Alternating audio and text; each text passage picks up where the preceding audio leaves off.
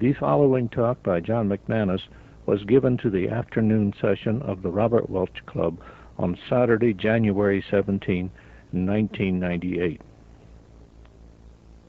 Well, ladies and gentlemen, at these programs, you've heard a lot from me, but it's usually my assignment and my joy to present a short talk on some subject that really isn't part of what you might consider the agenda, something that is of interest to all of us.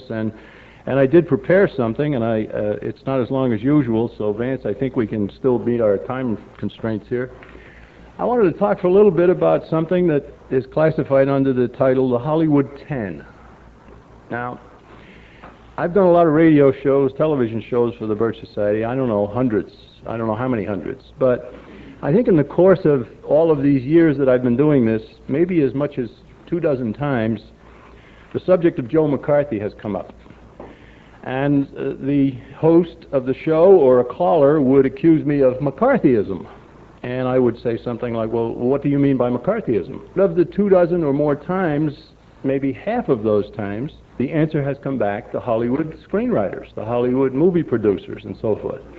And I would at that point quickly point out that the problems that were experienced by the Hollywood movie producers, the Hollywood 10 and so forth, were the work of the House Committee on Un-American Activities in 1947, that Joe McCarthy was a senator, and that he had not even become anti-communist prominent until 1950. So I said, you're dead wrong about that. Now would you try again, please? Tell me, who did Joe McCarthy malign? I have never gotten anybody to give me an answer, any name whatsoever. And the fact of the matter is they can't. But what about the Hollywood 10? The Hollywood branch of the Communist Party was formed in the mid-1930s. The top red who organized it was John Howard Lawson, a determined New York communist who was a writer for theater productions. He moved to Hollywood, was probably told to do so by his communist leaders, and began his recruiting. His group began and remained a disciplined agent of Moscow that would change its course on a moment's notice when ordered to do so by Moscow. They were originally anti-Nazi because Hitler government was perceived to be a threat to Soviet rule. And the group helped to produce films and spread propaganda calling on the Roosevelt administration to aid the victims of Nazi oppression and aggression. And then in 1939, Hitler and Stalin signed their mutual non-aggression pact, and the group switched from anti-Nazi to pro-Nazi overnight. At this point, these Reds were even calling on the Roosevelt administration to stay out of the early stages of World War II. Much the same as the America First movement. They were perfectly willing to let Stalin and his new ally Hitler chop up Europe. Some of the early members of the Hollywood Communist Group left the party in the wake of this obvious hypocrisy. But the hardcore members stayed on. When Hitler attacked Stalin, they reverted to their previous anti-Nazi past. They also began to write screenplays for some of the famous World War II movies. 30 Seconds Over Tokyo, Action in the North Atlantic, Sahara, Pride of the Marines, Destination Tokyo. Maybe some of you remember those. Right? These were movies that cheered the U.S. effort, but the motive behind the men who put them together wasn't so much patriotism in the face of being attacked at Pearl Harbor and having Germany declare war on us.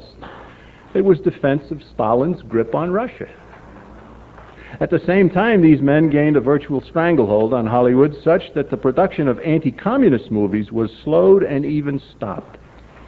Some of these men, Dalton Trumbo for one, would later boast that they had successfully prevented the making of a movie based on Arthur Koestler's famous anti-communist book entitled The Yogi and the Commissar. After the war, Stalin shifted the work of the U.S. Communist Party back to its anti-Western class hatred. The Hollywood Communists dutifully followed by attacking U.S. policies and defending or denying Soviet atrocities. They even refused to allow presentation of evidence that the Jews in Russia were being savaged by the Stalin regime. Dalton Trumbo claimed that 3.5 million Jews in Russia were living peacefully, quote, under the protection of laws which ban discrimination of any kind, end quote.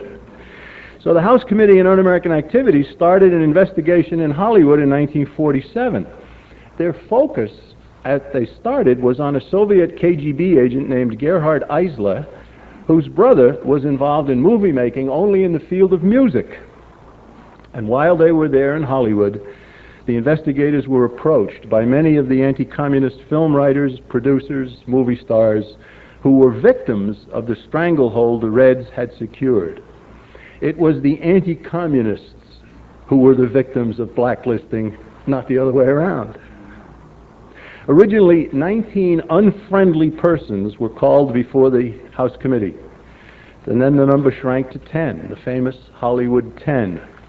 Their names: Alva Bessie, Herbert Biberman, Lester Cole, Edward Dmytryk, Ring Lardner Jr., John Howard Larson, Albert Maltz, Samuel Ornitz, Adrian Scott, and Dalton Trumbo. Those are the 10. These 10 defied the committee, insisted that their free speech rights were being abused, and spread a great deal of propaganda vilifying the entire anti-communist effort. But the committee produced indisputable proof that each was a member of the Communist Party subject to discipline. Contrary to the widespread attitude that had been circulated, the House Committee did not blacklist any of these communist screenwriters. They were barred from their subversive work by motion picture executives who would not hire them.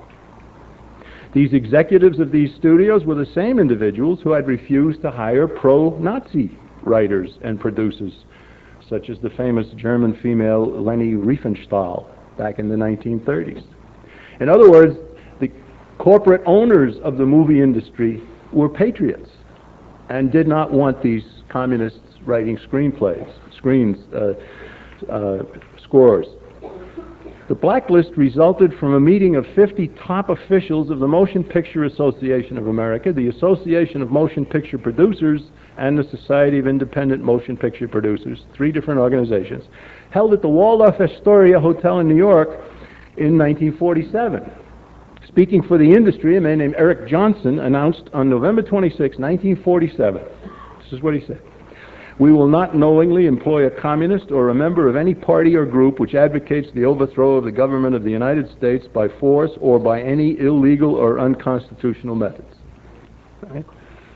That's wonderful. So the blacklisting of these communists was not done by the House Committee, was not done by Joe McCarthy. It was done by their own executives in their own industry. The famous 10 were all fired from their jobs, and some of them went to jail. And there were others who didn't appear before the House Committee who lost their jobs because they were communists. But all of these individuals managed to survive and even prosper by writing under an assumed name or going abroad to work.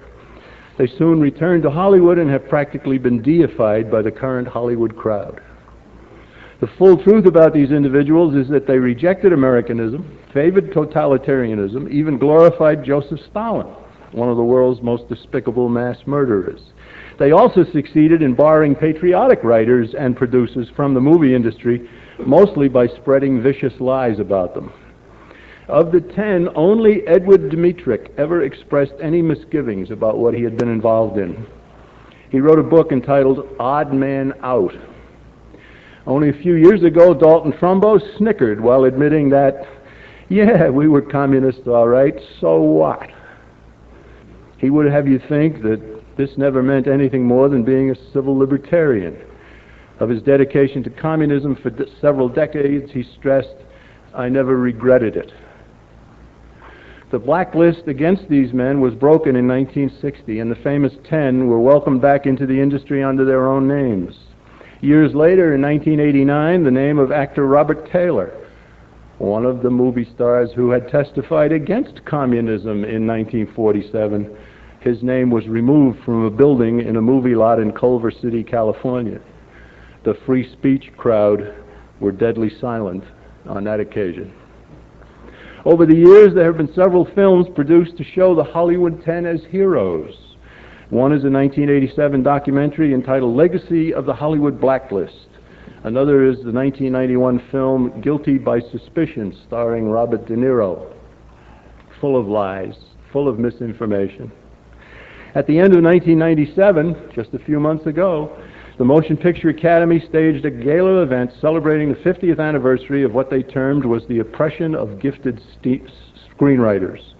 Ring Lardner and Dalton Trumbo, 2 of the original 10, made triumphant appearances during the show. The entire Hollywood 10 were described as persecuted heroes, and the House Committee investigators were characterized as anti-Semites.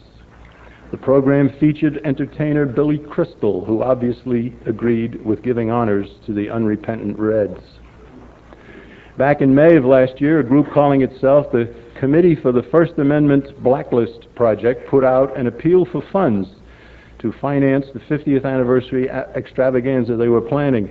In it, they announced plans to produce, quote, a work of art to memorialize the victims of the blacklist, close quote. The appeal letter described the planned memorial and stated, "It is both specific to the devastation caused by McCarthyism and a reminder that witch hunts return in different guises when we are not vigilant." You see, even they referred to McCarthy. Right? And some of these people probably believed that. But of course, McCarthy had nothing to do with it. The fund appeal then proudly noted, all donations are fully tax deductible. Right? Small donations will be tripled by funds from a matching foundation grant. I don't know what foundation it was, but I can imagine. A few months back, I received a package from a good friend, Dr. Ted Baer, who publishes the Movie Guide and leads the Christian Film and Television Commission. Ted Baer is doing his utmost to force a patriotic and Christian outlook on Hollywood. He's got an uphill climb there. He wrote to tell me about a book that has been written detailing the history of the subversion carried on by the film industry. The author of the book, I still don't know the book's name, the author is a man named John Cones, C-O-N-E-S, who has spent a lifetime as an attorney in the entertainment industry. And included with Ted Baer's letter to me was a full 90-page chapter 4 in galley format, detailing the real victims of Hollywood blacklisting. There have been numerous individuals who tried to break into this industry and who were thwarted at every turn by powerful leftist interests that maintain their grip right up until the present time. That book provides stunning background about the early attempts but eventual failures at movie making by men termed the outsiders. And these included some surprising names to me because, you see, I'm just a young man. Okay? The names, he told of the harrowing experiences of D.W. Griffith. Other movie makers, Joseph P. Kennedy, father of the man who became president. William Randolph Hearst tried to get into the movie industry. Orson Welles, Howard Hughes, Kirk Kerkorian, and a British genius in the filmmaking industry called David Putnam. All of these men have failed because the leftist influences in Hollywood have maintained their grip. But each of them made some movies and attempted to make more and were hounded out of the industry, usually taking a terrible financial beating in the process. It is fascinating reading that one chapter, heavily documented. It will prove to be of help in demonstrating the ironclad grip on Hollywood possessed by people who do not exude patriotism and decency. I hope it's soon published. If it is, we'll all hear about it. Generally speaking, Hollywood is in the enemy's camp. While an occasional movie like Braveheart or something like it can be produced, much of what shows up on the big screen is politically subversive, morally repugnant, and culturally demeaning. Perhaps some of you saw a listing of Hollywood personalities who were early contributors to the Clinton or Dole campaigns in 1996. I have a list here, and it was early in the year. There were 50 names